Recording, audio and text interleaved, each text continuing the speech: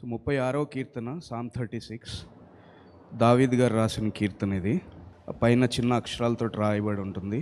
ప్రధాన గాయకునికి యెహోవా సేవకుడైన దావీదు కీర్తన. అయితే వీటిని మనం చూసినప్పుడు జాగ్రత్తగా ఆలోచన చేస్తే చాలా ఆశ్చర్యకరంగా ఉంటుంది.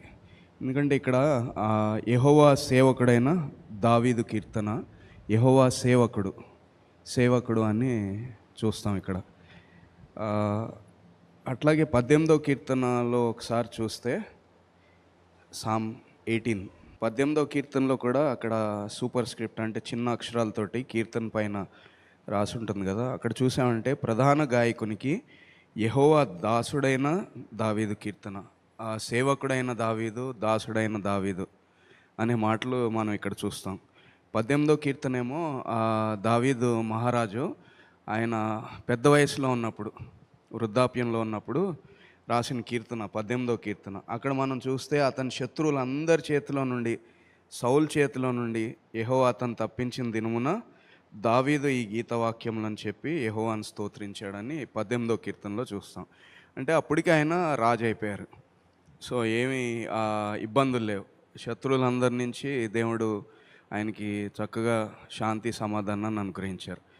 18వ కీర్తనలో యెహోవా దాసుడు అని అంటున్నారు. 36వ కీర్తనలోనేమో యెహోవా సేవకుడైన దావీదు అంటున్నాడు.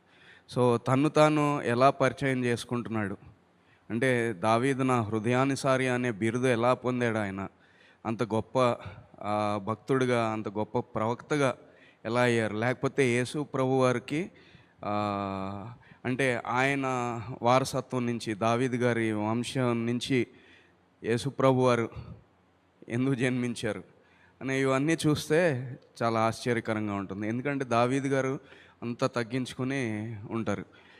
36వ కీర్తనేమో కొద్దిగా వయసు ఎక్కువ ఉన్నప్పుడు రాశారు. అక్కడేమో సేవకుడు అని పరిచయం చేసుకుంటున్నారు. 18వ కీర్తనేమో ఆయన వయసు కొద్దిగా పెద్దగా అయిన తర్వాత, రాజు అయిన తర్వాత రాస్తారు. అక్కడికి వెళ్తే ఆ లెవెల్ ఇంకా తగ్గించుకుంటున్నారు. అక్కడేమో సేవకుడు, ఇక్కడేమో దాసుడు. అంటే ఒక విధంగా చెప్పాలంటే సర్వెంట్, స్లేవ్. సేవకుడు, దాసుడు అంటే సర్వెంట్, స్లేవ్ తేడా తెలుసు కదా మనకి. అంటే ఒక బానిస అని అనుకోవచ్చు దాసుడు అంటే. సో ఆ లెవెల్కి ఆయన తగ్గించుకుంటున్నారు దావీదు గారు తను. సో కాబట్టి అంత గొప్ప గుర్తింపు దావీదు గారికి దేవుడు ఇచ్చారు. హల్లెలూయా, హల్లెలూయా. సో ఈ 36వ కీర్తన ముందు 35వ కీర్తనలో లాస్ట్ టైం మీరు చదువుకుని ఉంటారు. అయితే అక్కడ దావీదు గారు చాలా ఏమంటామంటే చాలా స్ట్రాంగ్ ప్రార్థన చేస్తారు. అంటే చాలా గంభీరమైన ప్రార్థన చేస్తారు. అంటే ఆయన శత్రువుల గురించి. 35వ కీర్తన 5, 6, 7 వచనాలు, 8 వచనాలు మనం చూస్తే అక్కడ యెహోవా దూత వారిని పారదోలును గాక. 35వ కీర్తనలో 5, 6, 7, 8 వచనాలు. యెహోవా దూత వారిని పారదోలును గాక, వారు గాలికి కొట్టుకొని పోవు పొట్టు వలె ఉందురుగాక. యెహోవా దూత వారిని తరుమును గాక, వారి త్రోవ చీకటి జారుడుగా ఉండునుగాక.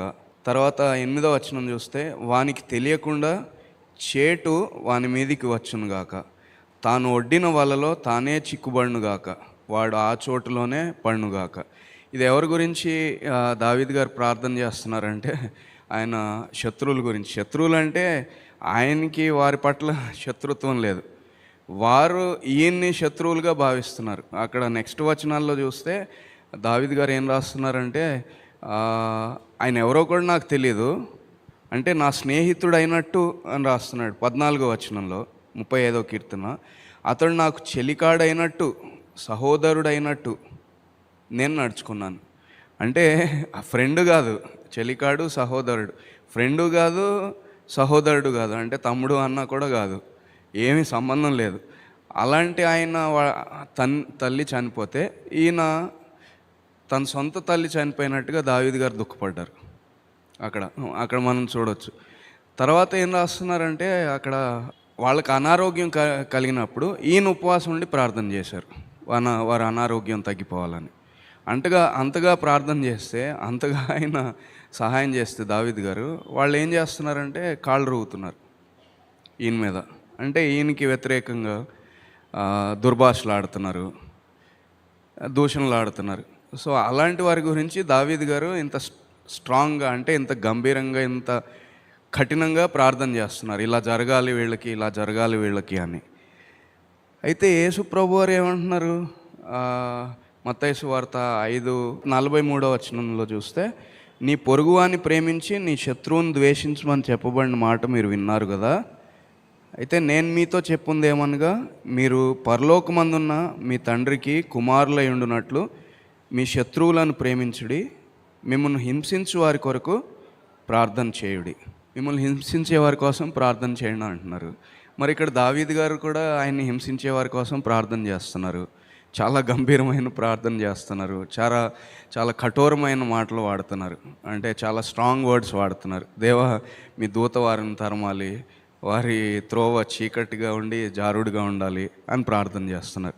మరి ఎలా దీన్ని, ఈ రెండింటిని ఎట్లా పోలుస్తాం?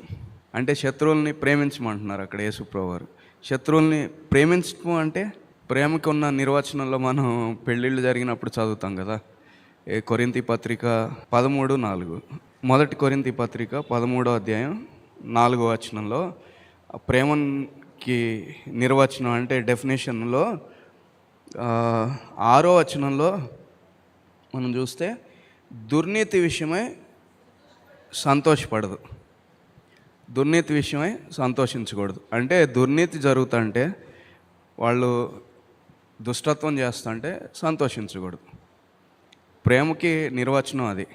అంటే మనం ఎవరినైనా నిజంగా ప్రేమిస్తున్నామంటే, సొంత పిల్లల్ని కానీ సొంత వారిని కానీ ప్రేమిస్తున్నామంటే, దుర్నీతి చేస్తే దాన్ని బట్టి సంతోషించకూడదు, దుఃఖపడాలి.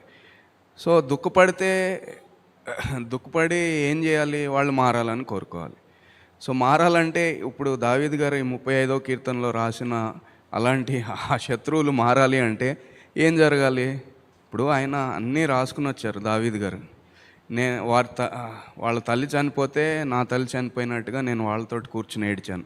వాళ్ళు ఎవరో కూడా నాకు తెలియదు, వాళ్ళు నా ఫ్రెండ్ కాదు, నా సహోదరుడు కాదు, అయినా ఏడ్చాను. వాళ్ళకి అనారోగ్యం కలిగితే నేను ఉపవాసం ఉండి ప్రార్థన చేశాను వాళ్ళకి ఆరోగ్యం కలగాలని. సో అలాంటి వాళ్ళు నా మీద ఇలా దూషణలు ఆడుతున్నారు, ఇట్లా ఆడుతున్నారు అంటున్నాడు.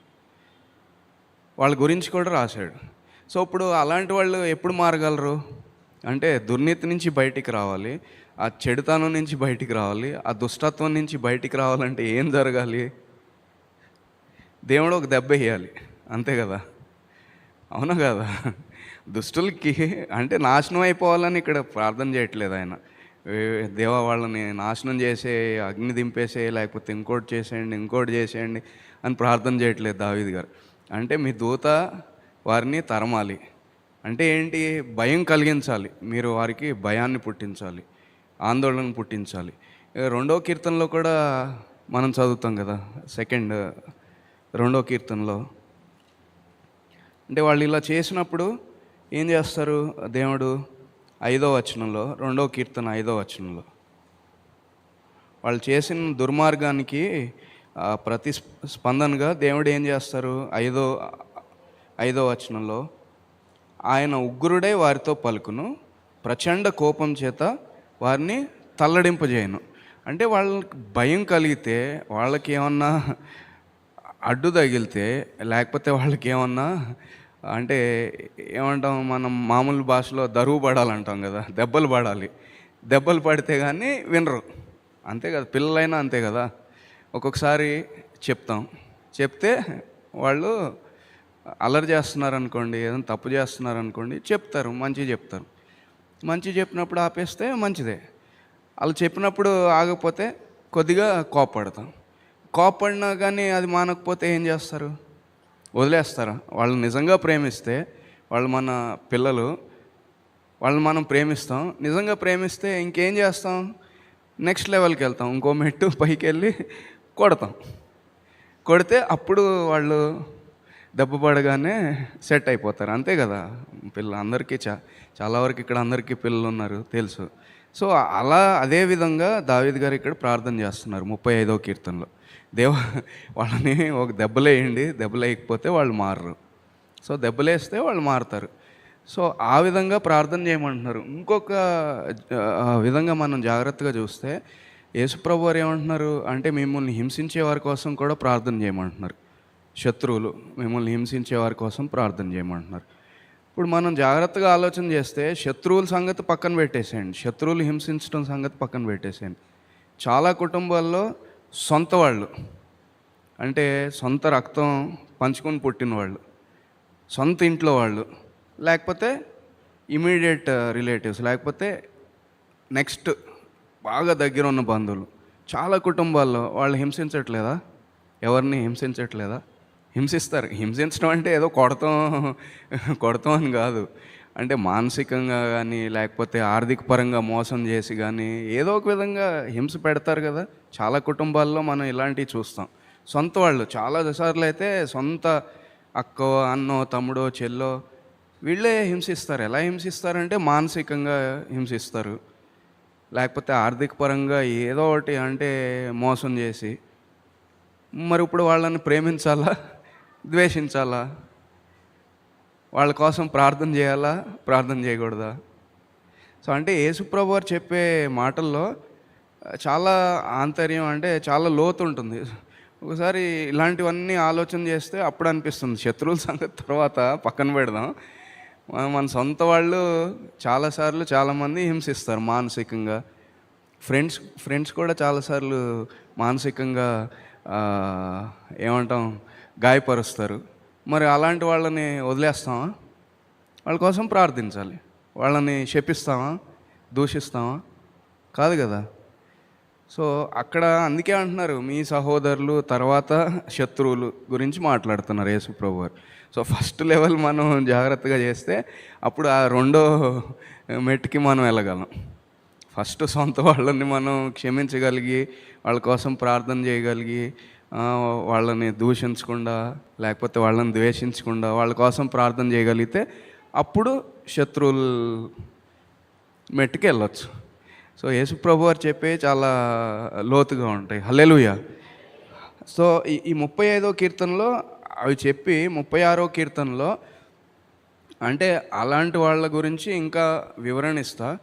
ఇప్పుడు మనం 36వ కీర్తనలో సేవకుడైన దావీదు అని రాసుంది. సేవకుడుగా తను పరిచయం చేసుకుంటున్నాడు, అంటే అంత తగ్గించుకుంటున్నాడు. పోయిన వారం కాకుండా దాని ముందు వారం నాగోల్లో 62వ కీర్తన ధ్యానించుకున్నాం. అక్కడ నాగోల్లో 62వ కీర్తనలో కూడా ఒకసారి చూస్తే, అంటే నాకు కలిగిన ఆలోచన, అంటే దావీద్ గారికి ఎందుకంత స్పెషాలిటీ వచ్చింది, ఎందుకంత ప్రత్యేకత వచ్చింది అంటే 62వ కీర్తనలో కూడా పైన సూపర్ స్క్రిప్ట్ అంటాం కదా, చిన్న అక్షరాల్లో ఏం రాస్తారంటే, ప్రధాన గాయకునికి యదూతూను అను రాగం మీద పాడదగింది. సో మామూలుగా చదివితే ఇది పెద్దగా ప్రత్యేకంగా ఏం అనిపించదు. ఓకే, ప్రధాన గాయకునికి అంటే కాయర్ లీడర్ అంటే తబితాకు రాశారు అనుకుందాం, అంతే కదా. తబితాకు లేకపోతే ఇంకా నెక్స్ట్ వరకు రాశారు అనుకుందాం. ప్రధాన గాయకునికి యదూతూనని రాగం మీద పాడదగింది, ఒక రాగం మీద పాడదగింది.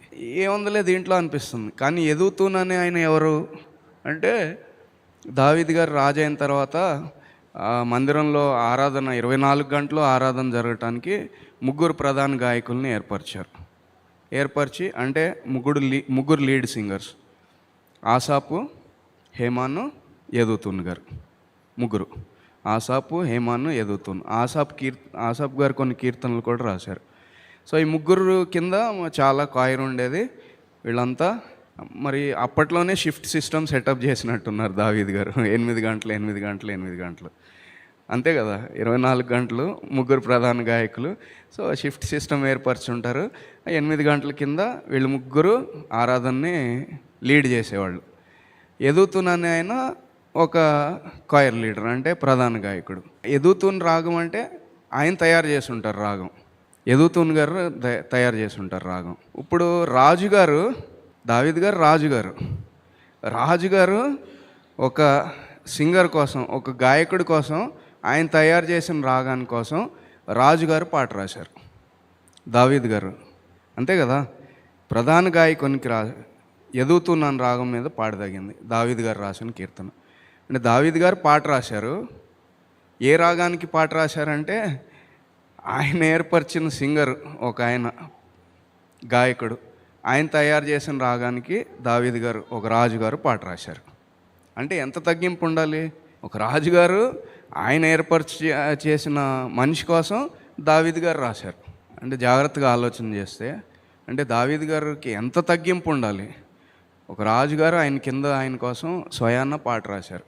అంటే ఎందుకు రాసి ఉంటారు అంటే ఆయన ఎదుగుతూను వచ్చి అడుగుంటారు రాజుగారిని, రాజా నేను ఈ రాగం తయారు చేశాను, ఈ రాగం చేశాను, మరి దీనికి ఒక పాట రాసి పెడతారా అని అడుగుంటారు.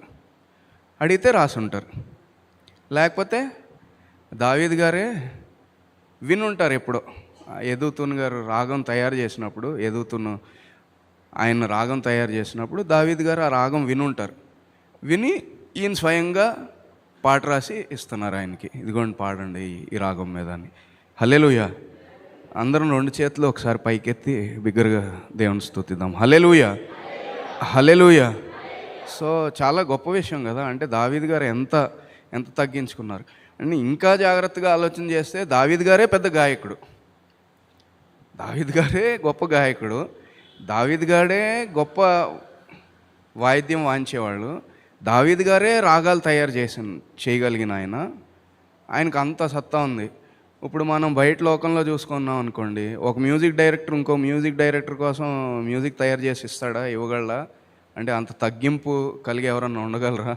ఎవరికాళ్ళు నేను వాళ్ళకంటే బాగా వాయిస్తాను, లేకపోతే నేను వాళ్ళకంటే బాగా పాడతాననే ఆలోచనే ఎక్కువగా ఉంటుంది. అలాంటి దావీదు గారే గొప్ప గాయకుడు, గొప్ప సింగర్, ఆయనే గొప్ప మ్యూజిషియన్, ఆయనే గొప్పగా మ్యూజిక్ వాయించుతాడు, తయారు చేస్తాడు.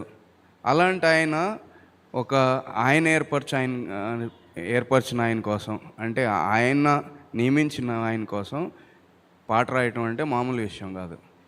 సో అలాంటి ఆయన అన్నమాట దావీదు, అంత గొప్పవాడు. సో ఆయన ఏమంటున్నారు? భక్తిహీనుల హృదయంలో అతిక్రమము దేవోక్తి, అంటే 35వ కీర్తనలో ఉన్న వారి గురించి ఇంకా కొద్దిగా వివరంగా ఇంకా రాస్తున్నారనమాట. భక్తిహీనుల హృదయంలో అతిక్రమము దేవోక్తి వలె పలుకుతున్నది. దేవోక్తి అంటే దేవుడి మాటలాగా, దేవుడు చెప్పిన మాటలాగా, లేకపోతే ఒక ప్రవచనంలాగా పలుకుతుంది. భక్తిహీనులు అంటే ఇప్పుడు అంటే భక్తి హీనత అంటే భక్తి లేకపోవటం. మనం సామాన్యంగా చూస్తే లోకంలో ఏ భక్తి చేసేవాళ్ళైనా, అంటే క్రైస్తవ భక్తి అనే కాదు, ఏ భక్తి చేసేవాళ్ళైనా నిజంగా భక్తి చేసే వాళ్ళకి భయం ఉంటుంది, దేవుని భయం ఉంటుంది. వాళ్ళు అతిక్రమం చేయడానికి భయపడతారు. అందుకే భయము భక్తి అంటారు. భక్తి భయము ప్యారలల్గా నడుస్తాయి, అంటే పక్కన ఉంటాయి. ఆ భక్తి ఉందంటే దేవుని భయం ఉంటుంది, భయం ఉంటే దేవుని భక్తి ఉంటుంది. సో దేవుని భక్తి ఉంటే సామాన్యంగా ఏ విశ్వాసాలైనా సరే, ఇక్కడ అంటే యేసుక్రీస్తు వారి గురించి కాకపోయినా ఏ విశ్వాసం అయినా సామాన్యంగా భక్తి ఉంటే కనుక అతిక్రమం చేయరు తొందరగా.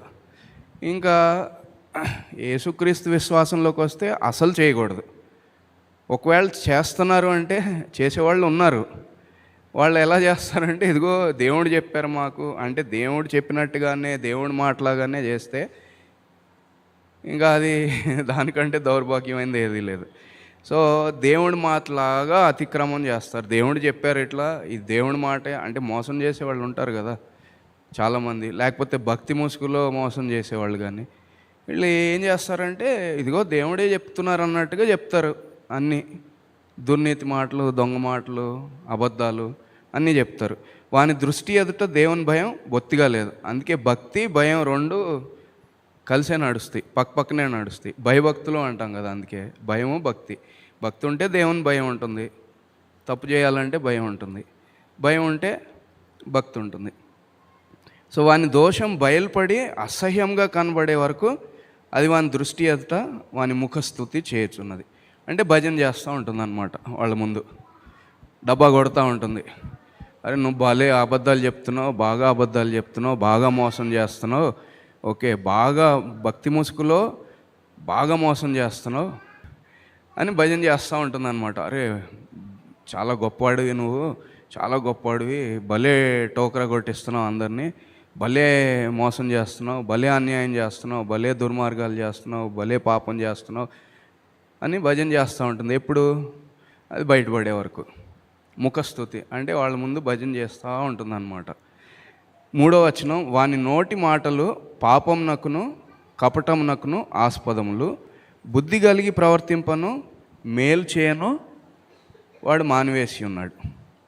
సో మేలు చేయటం మానేశాడు, బుద్ధి కలిగి ప్రవర్తించడం మానేశాడు. ఎవరు? భక్తిహీనులు.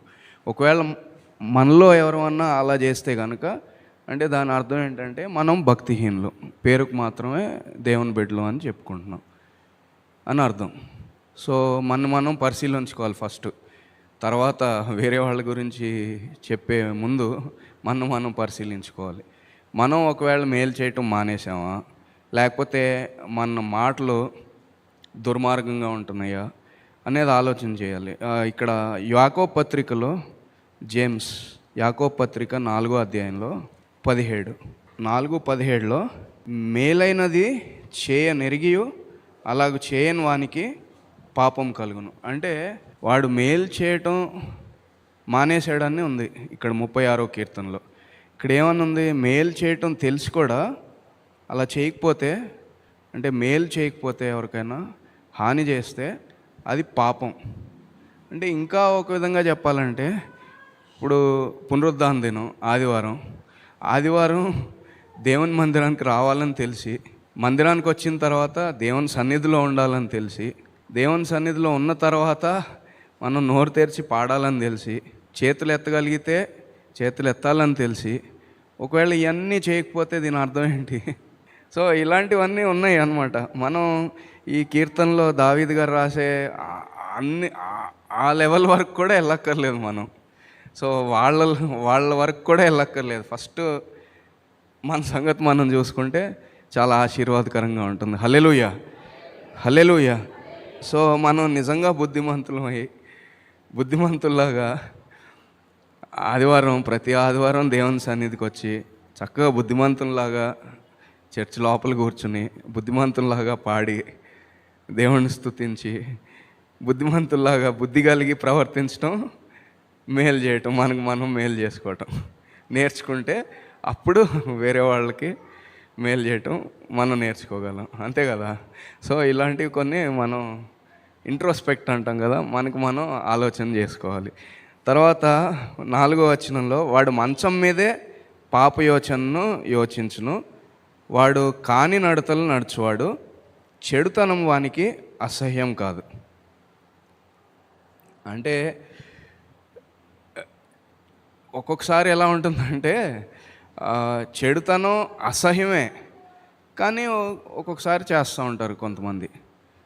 పోనీ అది వేరు, కానీ అసహ్యమే, వాళ్ళకి అసహ్యమే. ఒక కోణం లోపల వాళ్ళకి అసహ్యంగానే ఉంటుంది, కానీ చేస్తారు. అదొక తీరైతే వీళ్ళకి ఏంటంటే చెడుతనం చేయటం అసహ్యం కాదంటే బాగా ఇష్టం అన్నమాట. చెడుతనం వానికి అసహ్యం కాదు, వాడు మంచం మీదే పాప యోచనను యోచించును. మనం పాస్టర్ గారు చాలాసార్లు చెప్పారు, లేకపోతే మనకి తెలిసిన వాళ్ళకి చాలామందికి తెలుసు. పడుకునే ముందు లేకపోతే మన పడకల మీద 51వ కీర్తన ధ్యానించుకుంటే మంచిది. ఎందుకంటే అది రోజంతా మనం ఒకవేళ తెలిసి కానీ తెలియకుండా కానీ ఏ పాపం చేసినా, అతిక్రమం చేసినా, తప్పులు చేసినా అది ఒప్పుకుంటా చక్కగా 51వ కీర్తన ధ్యానం చేసుకుంటా పలుకుతా పడుకుంటే మంచిది. ఎందుకంటే దేవా మీ కృప చొప్పున నన్ను కరుణింపు, మీ వాత్సల్య బాహుళ్యం చొప్పున నా అతిక్రమాలను తుడిచివేయండి, నా దోషం పోనట్లుగా నన్ను బాగా కడగండి. సో నేను ఏమేం చేశానో ఈ రోజంతా వాటిని దయతో క్షమించండి, కడిగేయండి, ఇంకొకసారి నేను చేయకుండా ఉండాలి అని ధ్యానించుకుంటా నిద్రపోవాలని చెప్తారు. అది పక్కన పెట్టేసి ఉల్టా రోజంతా చేసిన పనికిమాలిన పనులు కాకుండా మరుసటి రోజు నెక్స్ట్ డే ఏం పనికిమాలిన పని చేయాలా, ఎలా మోసం చేయాలా, లేకపోతే ఏం దుర్మార్గం చేయాలా, ఏం పాపం చేయాలా, ఎవరిని ఎట్లా నాశనం చేయాలా, ఎవరిని ఎట్లా మోసం చేయాలా, ఇంకేం చేయాలా అనేది ప్లాన్ వేసుకుంటున్నాడు అనమాట. అంటే చక్కగా పాపాన్ని ఇంకా ఎక్కువగా తొందరగా మూట కట్టుకుంటున్నాడు అనమాట. సో అలాంటి వాళ్ళు అనమాట ఇది భక్తిహీనులు అనేది. భక్తి అనే ఏ భక్తి అయినా సరే భక్తి ఉంటే కనుక ఇలాంటి పనులు ఎవరు చేయరు. ఇంకా యేసుక్రీస్తులో నిజంగా భక్తి ఉంటే కనుక ఇలాంటి పనులు ఎవరు చేయకూడదు. చేస్తున్నారంటే వాళ్ళు భక్తిహీనుల కిందే లెక్క, వాళ్ళు పాపాన్ని మూట కట్టుకుంటున్నారనే లెక్క. అయితే ఇలా ఉంటే మరి ఇప్పుడు ఏంటి పరిస్థితి? ఇంకేం లేదా? ఏమి నిరీక్షణ లేదా? హోప్ ఏం లేదా? ఎలా? అరే ఇలా ఉన్నారు కదా, ఇలాంటి వాళ్ళు ఉన్నారు కదా, ఇలా భక్తిహీనులు ఇలా చేస్తున్నారు, మరి ఏంటి అని ఆలోచన చేస్తే 5వ వచనంలో ఇప్పుడు ఈ భక్తిహీనుల గురించి, అంటే వర్స్ట్ కేస్ సినారియో అంటాం కదా, ఇది చెప్పిన తర్వాత బెస్ట్ కేస్ సినారియో అంటే దేవుని గురించి వివరిస్తున్నారు ఇప్పుడు దావీదు గారు. యెహోవా, భక్తిహీనులు ఇలా ఉంటే యెహోవా నీ కృప అయితే ఆకాశాన్ని అంటుతుంది, నీ సత్యసంధత్వము అంతరిక్షాన్ని అంటుతుంది, నీ నీతి దేవుని పర్వతములతో సమానం. కానీ దేవుడు ఎలాంటి వాడు అంటే, దేవుని కృప ఎలాంటిది అంటే, ఆయన నమ్మకత్వం ఎలాంటిదంటే, ఆయన ప్రేమ ఎలాంటిదంటే, ఈ భక్తిహీనులు ఎంత దుర్మార్గమో దేవుని నీతి, దేవుని ప్రేమ, దేవుని కృప అంత గొప్పది. సో ఎలా పోలుస్తున్నారంటే ఆకాశం, అంతరిక్షం, దేవుని పర్వతం, అంటే ఒక విధంగా పరలోకం. సో దేవుని గొప్పతనం, దేవుని ప్రేమ, దేవుని కృప, దేవుని నమ్మకత్వం ఎలాంటిది అంటే ఆకాశంలాగా, ఆకాశం అంత ఎత్తు, లేకపోతే ఇంకా పైన అంతరిక్షం అంత ఎత్తు, లేకపోతే ఇంకా పైన దేవుని పర్వతాలంటే పరలోకంతో పోలుస్తున్నారనమాట. అంత గొప్పది దేవుని కృప, ఆయన సత్యసంధత్వం, ఆయన నీతి, ఆయన న్యాయ విధులు మహాగాధములు. అంటే ఎంత లోతుకి వెళ్ళగలమో అంటే మనకు అర్థమయ్యే భాషలో మనకు కనిపించే వాటిలో ఆకాశం ఎత్తు, దానికంటే ఎత్తు అంతరిక్షం, దానికంటే ఎత్తు పరలోకం. లోతేమో మహాగాధములు అంటే చాలా లోతు, ఇక నువ్వు ఎంత లోతు అనేది మనం చెప్పలేం. అంత లోతైన ఆయన న్యాయ విధులు అంటున్నారు. ఇంకా ఏమంటున్నారు? దేవా నీ కృప ఎంతో అమూల్యమైంది, నరులు నీ రెక్కల నీడను ఆశ్రయించుచున్నారు.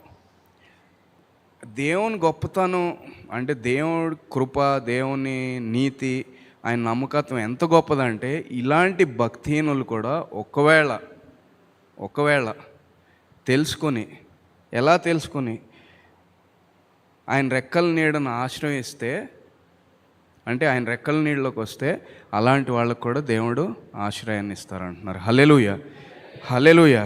ఎందుకంటే నెక్స్ట్ వచనాల్లో మనం చూస్తే నీ మందిరం యొక్క సమృద్ధి వలన వారు సంతృప్తిని పొందుచున్నారు, నీ ఆనంద ప్రవాహంలోనిది నీవు వారికి త్రాగించుచున్నావు, నీ వద్ద జీవపు ఊట కలదు, నీ వెలుగును పొందియే మేము వెలుగు చూస్తున్నాం.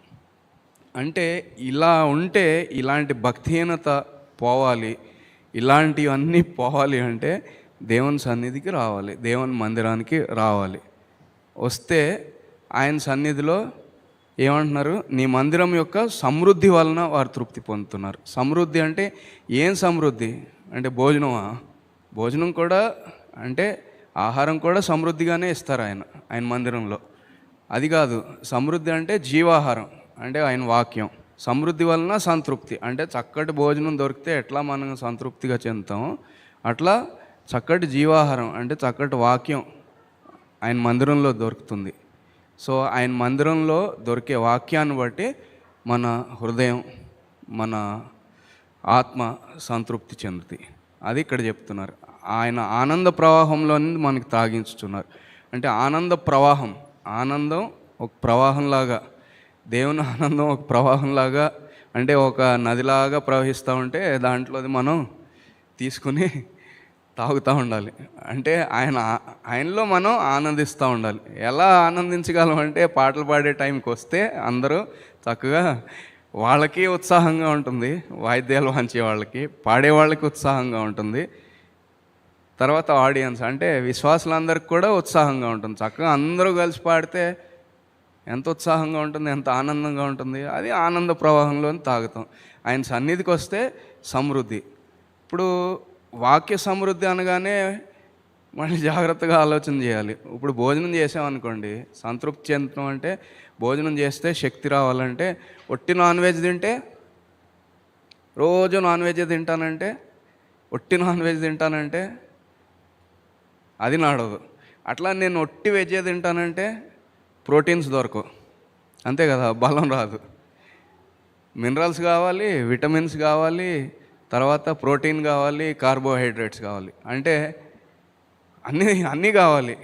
అన్ని రకాల ఆహారం కావాలి, పళ్ళు కావాలి, కూరగాయలు కావాలి, మాంసం కావాలి, అన్నీ కావాలి, పాలు, గుడ్లు, పెరుగు అన్నీ ఎలా తింటే ఎలా తృప్తి, ఎలా మనకి శక్తో అట్లాగే వాక్యంలో కూడా అన్నీ కావాలి.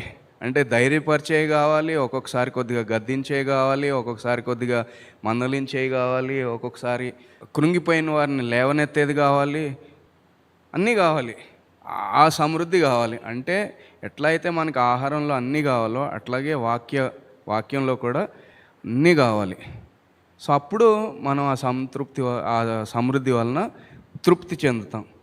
నీ ఆనంద ప్రవాహంలోదిని నీవు వారికి త్రాగించున్నావు, నీ వద్ద జీవపు ఊట కలదు. ఇక్కడ మనం చూస్తే అపోస్తల కార్యాల్లో, యాక్ట్స్ ఆఫ్ అపోస్తల కార్యాల్లో 17వ అధ్యాయంలో 17:28, అపోస్తల కార్యాలు 17:28, యాక్ట్స్ 17:28. మనం ఆయన యందు బ్రతుకుచున్నాం, చలించుచున్నాం, ఉనికి కలిగి ఉన్నాం. అంటే మనం బ్రతుకున్నామంటే, అంటే నీ వద్ద జీవపు ఊట కలదు అంటే మనం బ్రతికున్నాం, మనం కదులుతున్నాం, మన కాళ్ళు చేతులు అన్నీ కరెక్ట్గా పనిచేస్తున్నాయి. తర్వాత ఏమంటున్నారు, మనం ఆయన యందు బ్రతుకుచున్నాం, చలించుచున్నాం, ఉనికి కలిగి ఉన్నాం.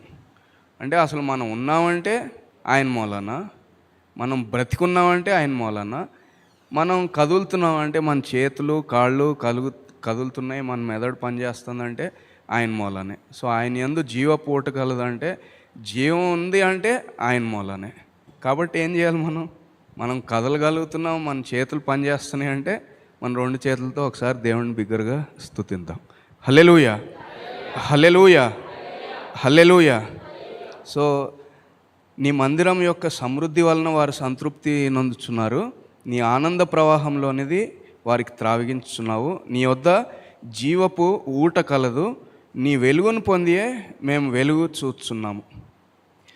ఈ 8-9 వచనాలు మనం చూస్తే ఒకసారి అంటే చాలా ఆశ్చర్యం కలుగుతుంది. ఈ దేని గురించి రాశారు ఇలా, అంటే ఈ విషయాలు రాశారు దావీదు గారు అన్నప్పుడు, అపోస్తల కార్యాల కంటే కూడా ముందు 1 తిమోతి పత్రిక, 1 తిమోతి, అంటే పౌలు గారి గురించి మనం చూసినప్పుడు 1 తిమోతి పత్రిక 1వ అధ్యాయం 12-13, తెలుగులో అయితే 12-13 వచనాలు కలిసి ఉన్నాయి. పూర్వంన దూషకుడను హింసకుడను హానికరుడనునైన నన్ను తన పరిచర్యకు నియమించి నమ్మకమైన వానిగా ఎంచినందుకు నన్ను బలపరిచిన మన ప్రభు అయిన క్రీస్తు యేసుకు కృతజ్ఞుడనై ఉన్నాను. 14వ వచనం చూస్తే, మరియు మన ప్రభువు యొక్క కృపయు క్రీస్తు యేసునందున్న విశ్వాసమును ప్రేమయు అత్యధికముగా విస్తరించాను. హల్లెలూయా, హల్లెలూయా. అక్కడ దావీదు గారు ఏం రాస్తున్నారు 36వ కీర్తనలో, అంటే ఆయన కృప ఆకాశం కంటే ఎత్తైంది, ఆయన సత్యసంధత్వము అంతరిక్షాన్ని అంటుతుంది, తర్వాత ఆయన ప్రేమ దేవుని పర్వతములంతా పైగా ఉంది, ఆయన న్యాయ విధులు మహా అగాధములు. ఇప్పుడు ఇక్కడ పౌలు గారు ఏం రాస్తున్నారు, ప్రభువు యొక్క కృప క్రీస్తు యేసునందున్న విశ్వాసం ప్రేమ అత్యధికంగా విస్తరించాను. ఎలా విస్తరించింది, అంత అత్యధికంగా ఎలా విస్తరించింది అంటే, పూర్వము దూషకుడిని హానికరుడిని నన్ను ఆయన సేవ కోసం నియమించారు. అంటే నేను దూషించేవాడిని, హానికరుడిని, తర్వాత దూషకుడిని అంటే దూషించేవాడిని. అక్కడ దావీదు గారు 36వ కీర్తనలో ఇలాంటివే రాశారు కదా భక్తిహీనుడి గురించి. అయితే ఇక్కడ పౌలు గారు భక్తిహీనుడు కాదు, నిజంగా చాలా భక్తిపరుడు, భక్తి అనుకుని చేశాడు. సో భక్తి అనుకుని చేసినా, భక్తిహీన చేసినా దీని నుంచి ఎలా బయటపడతారు? ఎలా దేవుని వెలుగు మనిషిని మారుస్తుంది? ఆయన కృప ఎంత గొప్పది! ఆకాశం కంటే, లేకపోతే అంతరిక్షం, లేకపోతే దేవుని పర్వతం ఇంత లోతు. సో ఎలా మారుస్తుంది అనేది ఇక్కడ వివరిస్తున్నారు. అక్కడ దావీదు గారు వివరిస్తున్నారు, ఇక్కడ పౌలు గారు వివరిస్తున్నారు. నేను ఇంతకుముందు దూషకుడిని, హానికరుడిని ఇలా చేశాను అని. ఈ మనం చూస్తే అపోస్తల కార్యాల్లో పౌలు గారిని యేసుక్రీస్తు వారు దర్శిస్తారు కదా. ఇప్పుడు అపోస్తల కార్యాలు 9వ అధ్యాయంలో, యాక్ట్స్ చాప్టర్ 9 1వ వచనంలో, సౌలు ఇంకను ప్రభువు యొక్క శిష్యులను బెదిరించుటయును హత్య చేయుటయును తనకు ప్రాణాధారమైనట్టు ప్రధాన యాజకుని వద్దకు వెళ్ళి ఒక పర్మిషన్ తీసుకుని, అంటే హింసించటం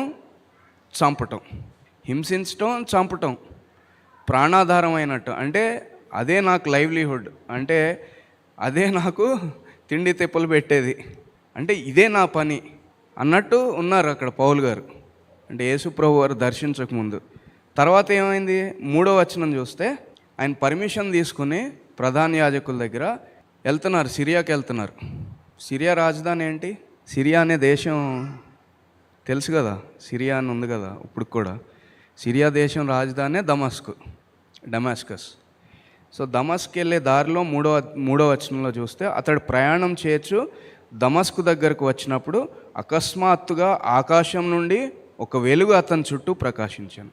అదే ఇలాంటి వచనాలన్నీ మనం అంటే కంపేర్ చేసి, అంటే పోల్చి చూసినప్పుడు ఇక్కడ దావీదు గారు ఏం రాస్తున్నారు 36వ కీర్తనలో, నీ వెలుగును పొందియే మేము వెలుగు చూస్తున్నాం. అంటే జ్ఞానం కలుగుతుంది, నిజమైన జ్ఞానోదయం కలుగుతుంది. అంటే నిజమైన దేవుడు ఎవరు? యేసుక్రీస్తు వారు అనే జ్ఞానోదయం కలుగుతుంది. ఏది భక్తిహీనులకైనా, భక్తి పరులు అనుకుని ఒక దారిలో వెళ్ళిపోతున్నా, లేకపోతే భక్తి ముసుగులో చేస్తున్నా, బయటపడాలి అంటే, నిజమైన జ్ఞానోదయం కావాలంటే ఆయన వైపే చూడాలి, ఆయన మనని దర్శించాలి. సో ఇక్కడ ఏమంటున్నారు దావీదు గారు, నీ వెలుగును పొందే మేము వెలుగు చూస్తున్నాం. అక్కడ పౌలు గారు, నేను భక్తిపరుని అనుకుని దూషిస్తా, హత్యలు చేస్తా వెళ్తా అంటే యేసు ప్రభు వెలుగు వచ్చి తాకింది, అప్పుడు ఆయన మారు మనసు పొందారు, అప్పుడు మారారు. మారిన తర్వాత ఎలా మారారంటే, ఆయన హింస పొందటానికి రెడీ అయిపోయారు. ఆయన పొందిన యేసు ప్రభు వారి తర్వాత బహుశా ఆయన అంత హింస శ్రమ ఎవరు పొందుండరు. సో అంత లెవెల్కి, అంటే అలా నన్ను ఏర్పరచుకున్నారు అంటున్నారు. అక్కడ తిమోతి పత్రికలో చూసాం కదా, పూర్వము దూషకుడిని, హానికరుడిని. ఎంత దూషణ, ఎంత హాని అంటే, ఇకను హత్యలు చేయటం, బెదిరించటం ఇదే నా పని. అంటే యేసుక్రీస్తుని వెంబడించే వారిని హత్య చేయటం, దూషించటం ఇదే, దీనికోసమే నేను బ్రతుకుతున్నా అన్నట్టు ఉన్న ఆయన్ని యేసు ప్రభు వెలుగు తాకినప్పుడు ఆయన మార్చేసింది. హల్లెలూయా. సో ఒక విధంగా ఏం చేస్తున్నారు అంటే, ఇక్కడ దావీదు గారు సువార్త ప్రకటిస్తున్నారు. అది చాలా ఆశ్చర్యకరంగా అనిపిస్తుంది. ఎప్పుడు యేసు ప్రభు వారు రాకముందు 1000 సంవత్సరాల ముందు ఈ మాటలు రాశారంటే, ఇక్కడ భక్తిహీనుల గురించి రాస్తా, ఇవన్నీ వాళ్ళు ఎలా ఉంటారు, ఏం చేస్తారని రాసి, దేవుని కృప, కానీ దేవుని కృప ఎంత గొప్పది, ఎంత ఎత్తైంది, ఎంత లోతైంది అంటే, నీ వెలుగు తాకినప్పుడు ఎలాంటి వాళ్ళైనా మారిపోతారని ఒక విధంగా ఆయన సువార్త చెప్తున్నారు. ఇంకా ఒక విధంగా చూస్తే 36వ కీర్తన 8-9 వచనాలు మనం చూసినప్పుడు, నీ మందిరం యొక్క సమృద్ధి వలన వారు సంతృప్తి నొందుచున్నారు, నీ ఆనంద ప్రవాహంలోనేది నీ వారికి త్రాగిస్తున్నావు, నీ వద్ద జీవపు ఊట కలదు, నీ వెలుగు పొందే మేము వెలుగు చూస్తున్నాం అన్నప్పుడు ఒక్కొక్కసారి ఆశ్చర్యం ఏమనిపిస్తుందంటే, ప్రకటన గ్రంథం 22వ అధ్యాయం మొదటి 4-5 వచనాలు మనం చూస్తే, మరియు స్ఫటికం వలె మెరియునట్టి జీవజలముల నది దేవుని యొక్క, అంటే అక్కడ ఏమంటున్నారు దావీదు గారు, జీవపు ఊట కలదు, నీ యొద్ద జీవపు ఊట కలదు అంటున్నాడు. ఇక్కడ పరలోకంలో మనం ఏం చూస్తున్నాం? ఒక నది ప్రవహిస్తుంది, అంతే కదా. జీవజలముల నది దేవుని యొక్కయు గొర్రెపుల యొక్కయు సింహాసనం నుండి ప్రవహిస్తుంది. ఆ పట్టణపు రాజవీధి మధ్యను ప్రవహిస్తుంది. ఆ నది యొక్క ఈవలను ఆవలను జీవవృక్షం ఉండెను. అంటే జీవాన్నిచ్చే, నీ వద్ద జీవపు ఊట కలదు అంటున్నాడు. ఊట జీవాన్నిచ్చే జీవజల నది, తర్వాత వృక్షము, అంతే కదా. ఆ పట్టణపు రాజవీధి మధ్యన ప్రవహించుట ఆ దూత నాకు చూపించాను. ఆ నది యొక్క ఈవలను ఆవలను జీవవృక్షము ఉండెను. అది నెల నెలకు ఫలించు 12 కాపులు కాయను. ఆ వృక్షం యొక్క ఆకులు జనములను స్వస్థపరచుటకు వినియోగించును. ఇక మీదట శాపగ్రస్తమైనది ఏది దానిలో ఉండదు. దేవుని యొక్కయు గొర్రెపిల్ల యొక్కయు సింహాసనం దానిలో ఉంటుంది. ఆయన దాసులు ఆయన సేవిస్తారు, ఆయన ముఖదర్శనం చేస్తారు. ఆయన నామం వారి నొసళ్ళ యందుండును. ఆయన నామం నొసళ్ళ యందుండును. ఇది ఆలోచన చేయండి. చాలామంది పెట్టుకుంటే ఏమవుతుంది అంటున్నారు కదా. స్త్రీలు ఇది పెట్టుకుంటే ఏమవుతుంది అంటున్నారు. ఇక్కడే ఎక్స్ప్లెనేషన్ ఉంది. ఆయన దాసులు ఆయనను సేవించు ఆయన ముఖదర్శనం చేస్తారు. ఆయన నామం వారి నొసళ్ళ మీద ఉంటుంది. రాత్రి ఇకెన్నడూ ఉండదు. దీపకాంతి అయినను సూర్యకాంతి అయినను వారికి అక్కర్లేదు, ఎందుకంటే దేవుడైన ప్రభువే వారి మీద ప్రకాశించును. హల్లెలూయా. సో ఈ మాటలన్నీ అక్కడ దావీదు గారు రాసిన మాటలన్నీ చూస్తే కూడా చాలా ఆశ్చర్యంగా అనిపిస్తాయి. దావీదు గారు ఎలా రాశారు 1000 సంవత్సరాల ముందు ఈ మాటలన్నీ, అంటే ఈ మాటలే రాశారు అన్నట్టుగా నాకైతే అనిపిస్తుంది. సో అంత గొప్ప భక్తుడు దావీదు గారు.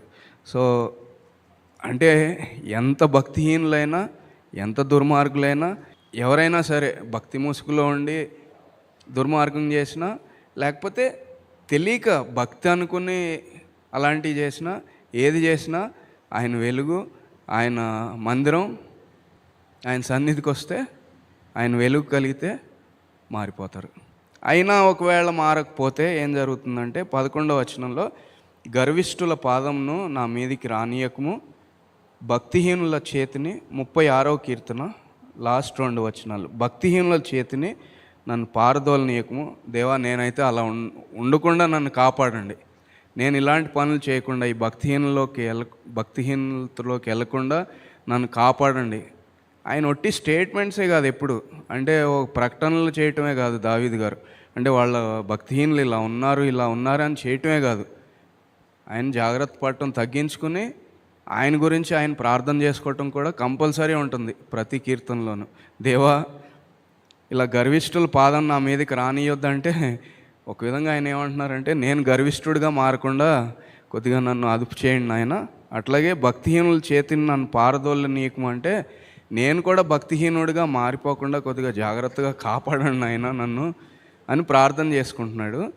అయితే ఇంత వెలుగొచ్చినా, ఆయన మందిరంలోకి వచ్చినా, లేకపోతే యేసుక్రీస్తు వారి గురించిన మాటలు వచ్చినా సరే, ఈ గర్వంగా భక్తిహీనంగా ఉంటే ఏం జరుగుతుందంటే 12వ వచనంలో, అదిగో పాపం చేయవారు అక్కడ పడి ఉన్నారు, లేవలేకుండా వారు పడద్రోయబడి ఉన్నారు. అంటే చివరికి లేకుండా పడద్రోయబడటమే. మరి ఈ భూమి మీద అలాంటి పరిస్థితిలోకి వెళ్ళొచ్చు, ఫైనల్గా నరకంలో అయితే అదే పరిస్థితి, కానీ లేచే పరిస్థితి ఉండదు. సో ఇక్కడ మనం ఏంటంటే దావీదు గారిలాగా మనం గర్వం మన మీద ఆధిపత్యం చేయకుండా, దేవా కాపాడండి, భక్తిహీనత నాలోకి రాకుండా కాపాడండి, అలాగే నీ మందిరం యొక్క సమృద్ధి వలన నేను తృప్తి పడాలి, అంటే నీ వాక్యంతో నేను తృప్తి పడాలి, సమృద్ధిగా మీ వాక్యాన్ని భుజించాలి, అంటే వాక్యాన్ని చదవాలి, వినాలి, నేర్చుకోవాలి, ధ్యానించాలి, అన్నీ చేయాలి, దాని ప్రకారం నడుచుకోవాలని ప్రార్థన చేస్తున్నారు దావీదు గారు. అయితే దేవుని గొప్పతనం, దేవుని కృప, ప్రేమ ఎలాంటిదంటే ఈవెన్ భక్తిహీనులనైనా సరే ఆయన కృప మార్చివేస్తుంది. హల్లెలూయా, హల్లెలూయా. కాబట్టి అంత గొప్ప దేవుడు మనకున్నారు. కాబట్టి మనం అందరం లేచి నిలబడి ఆయనలో మనం చెలిస్తున్నాము అంటే కదులుతున్నాము, మన కాళ్ళు చేతులు పనిచేస్తున్నాయి అంటే ఆయన వల్లనే. కాబట్టి ఆయన్ని మనం స్తుతించాలి. 2 చేతులు పైకెత్తి దేవుని బిగ్గరగా స్తుతిద్దాం. అందరం 2 చేతులు పైకెత్తాం, నోరు తెరిచి దేవుని బిగ్గరగా స్తుతిద్దాం.